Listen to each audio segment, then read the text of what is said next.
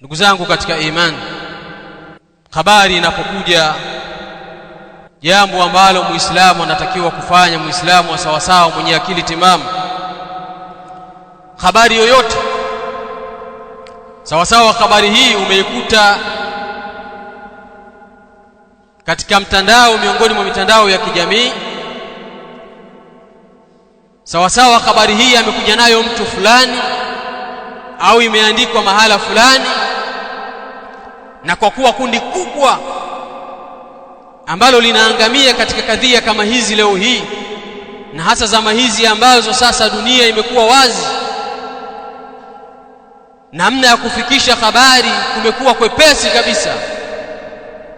Wale walaji wa zile habari, wapokeaji wa zile habari, wapakuaji wa zile habari kwenye mitandao ndio ambao wanaangamia kwa kiasi kikubwa ukilinganisha na wale ambao wanautunga na kutengeneza habari za uongo. Ndugu yangu katika imani, kuwa makini sana, zingatia sana habari ambazo sasa zimekuwa ni jambo la kawaida kuenea katika mitandao, kuenea katika vinywa vya watu.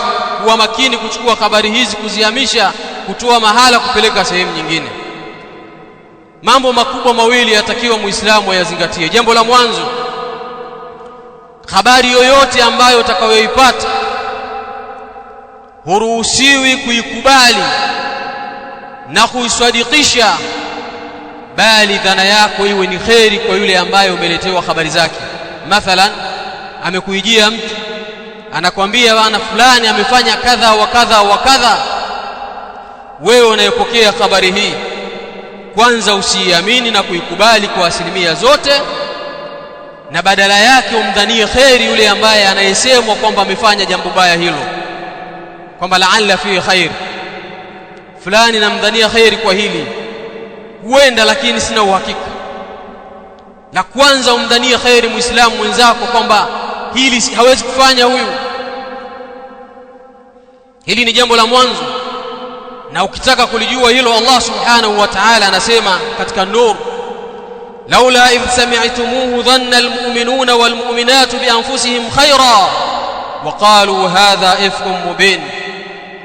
Allah subhanahu wa ta'ala anazungumza na waumini baada ya kadhia ya mama Aisha radhiyallahu anha iliyozushwa na munafiki Abdullah ibn Ubay ibn Salul kwamba amefanya zinaa, na watu wakapokea kwa maelfu, wakakubali.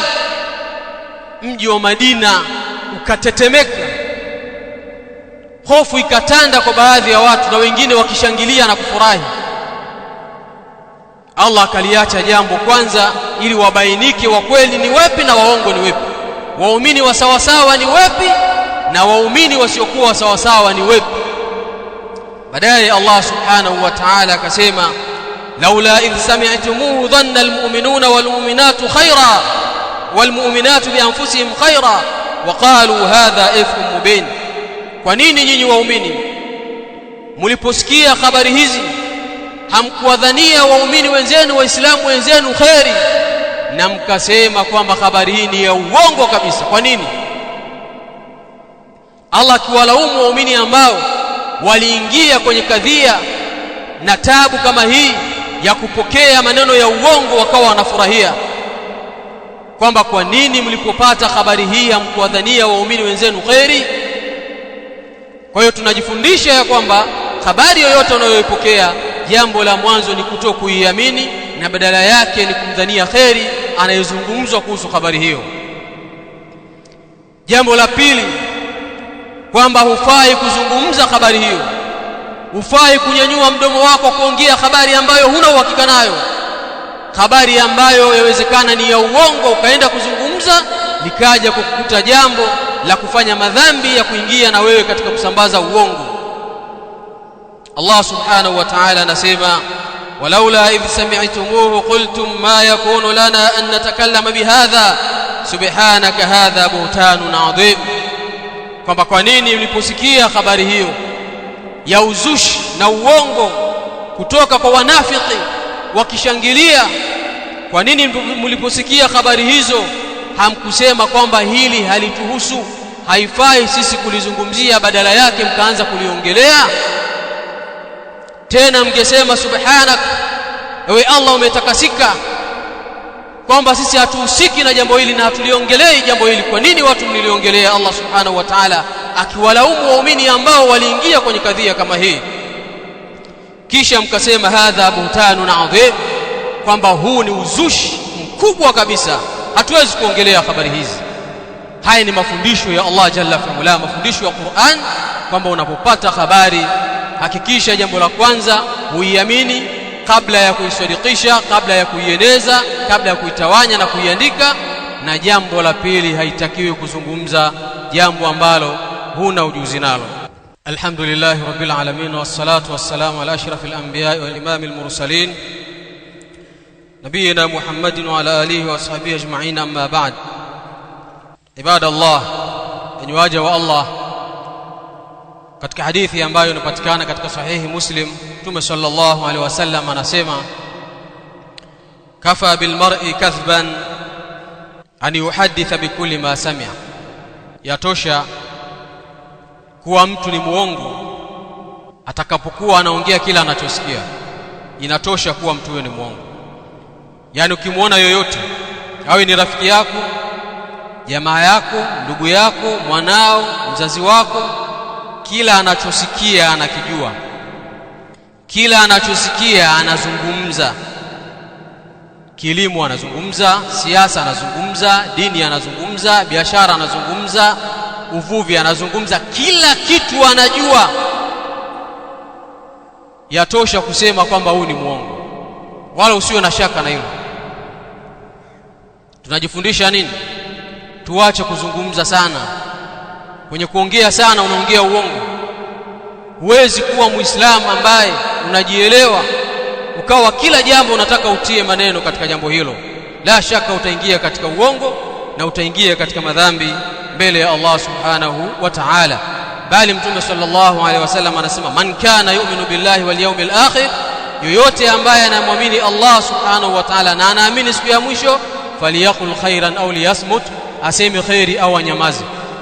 Kama una khairi ya kusema, kaa kimya, acha mengine ya kupite, na bado utaendelea kuwa mwanadamu kama wanadamu wengine.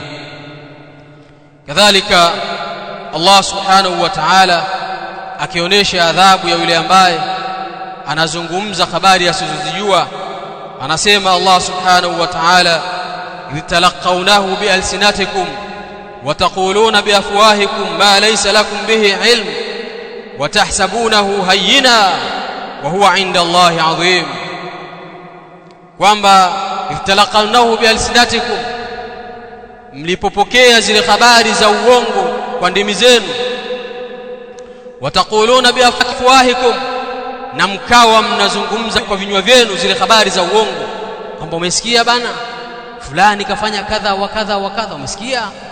Nasikia jana usiku kafanya hivi. Allah anawalaumu kwamba hawa ambao wanayafanya haya na kuwaonesha kwamba wana adhabu.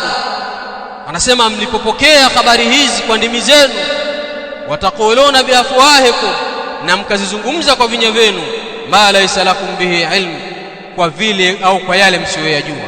Yani bila kuwa na ujuzi au bila kuwa na ilmu katika hilo, hamjui chochote, lakini mkawa mnaongelea hizo habari. Watahsabunahu hayyina, na mkawa mnadogesha, mnaona kitu cha kawaida.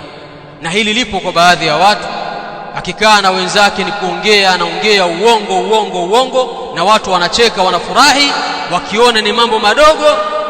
Wa huwa 'inda Allahi 'azim, bali mbele ya Allah subhanahu wa ta'ala ni jambo kubwa sana la kuongea uongo na habari ambazo wewe huzijui. Kadhalika kuna kundi ambalo, kwa sababu kwenye habari kuna watu ambao wao wanazipata zile habari, wana namna wa kuzipata, wana ujuzi na uwezo wa kupata habari mbalimbali kwenye vyombo mbalimbali na mitandao mbalimbali au kwa watu fulani.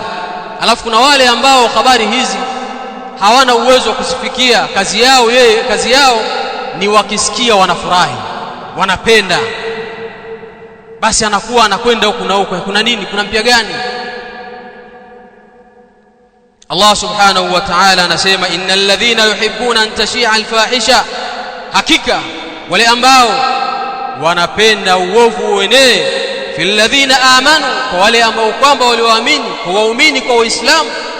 Yoyote ambaye anapenda kwamba muislamu mwenzake asikike kwamba amefanya jambo fulani baya, wewe ukawa unafurahia kwa sawa sawa, na bado hawa, sikiliza habari zao. innal ladhina yuhibbuna an tashia alfahisha, hakika wale ambao wanaupenda uovu uenee, fil ladhina amanu, kwa wale walioamini, lahum adhabun alimun fid dunya wal akhirah, hao wana adhabu yumizayo kali duniani na akhira.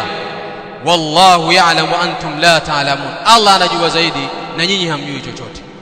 Ndugu zangu katika imani, mazingira ya sasa yamechafuka.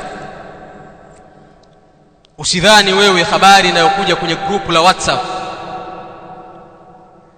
kuwa limefika kwenye grupu tosheka kwamba imeshafika ile habari na alaumiwe huyo aliyetoa huko alikoitoa akaileta kwenye lile grupu. Wewe usiitoe habari hiyo kuipeleka grupu lingine.